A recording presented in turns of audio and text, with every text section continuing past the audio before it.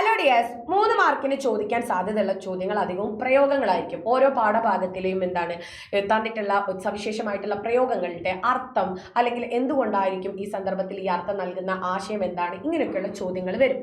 അപ്പോൾ ഓരോ പാഠഭാഗത്തിൻ്റെയും പ്രയോഗം നമ്മൾ അതത് ലൈവിൽ ഓരോ പാഠഭാഗത്തിനെയും ഡിസ്കസ് ചെയ്ത സമയത്ത് പറഞ്ഞിട്ടുണ്ട്. എന്നാലും നമുക്ക് എടുത്തു പറയേണ്ട കുറച്ച് പ്രയോഗങ്ങൾ നമുക്കിവിടെ ഒന്ന് നോക്കാം. പ്രത്യാശയുടെ കിരണത്തിൽ പ്രധാനപ്പെട്ടതായിട്ട് വരുന്ന പ്രയോഗങ്ങളാണ് കലശലായ ക്ഷീണം, നന്നായി പരിശോധിച്ചു, വേഗം എത്തിച്ചു കൊടുക്കണം.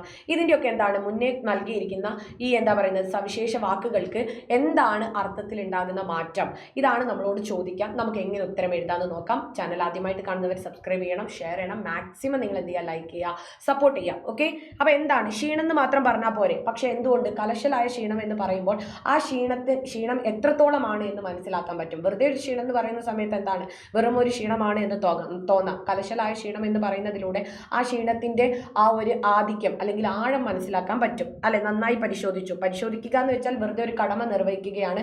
നന്നായി പരിശോധിക്കുക എന്ന് വെച്ചാൽ ആത്മാർത്ഥതയോടെ പരിശോധിച്ചു എന്നതാണ്.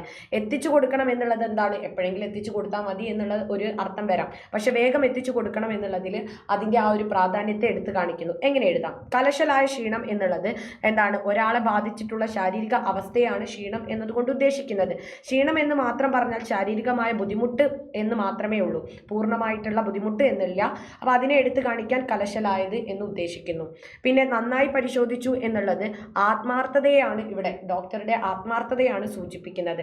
വേഗം എത്തിച്ചു കൊടുക്കണം എന്നുള്ളതിൽ നിന്നും വേഗം എന്ന് കൂട്ടിച്ചേർക്കുമ്പോൾ എത്തിച്ചു കൊടുക്കേണ്ടത് വളരെ അത്യാവശ്യമാണ് എന്ന് കാണിക്കുന്നു. ഇങ്ങനെ ഓരോന്നിൻ്റെയും ആഴത്തെ അത് എത്രത്തോളം പ്രാധാന്യമുള്ളതാണ് എന്ന് എടുത്തു കാണിക്കാൻ എന്നതാണ് ഇത്തരത്തിലുള്ള സവിശേഷമായ പ്രയോഗങ്ങൾ എന്ന് പറഞ്ഞുകൊണ്ട് വേണം മക്കളെ എഴുതാൻ വേണ്ടിയിട്ട്. ഒന്നുകൂടെ നിങ്ങൾ നോക്കുക, ഒന്നുകൂടെ ഈ നോട്ടിലേക്ക് എഴുതിയെടുക്കേണ്ടത് അറിയാത്തവരാണെങ്കിൽ എഴുതിയെടുത്ത് തന്നെ പഠിക്കാം.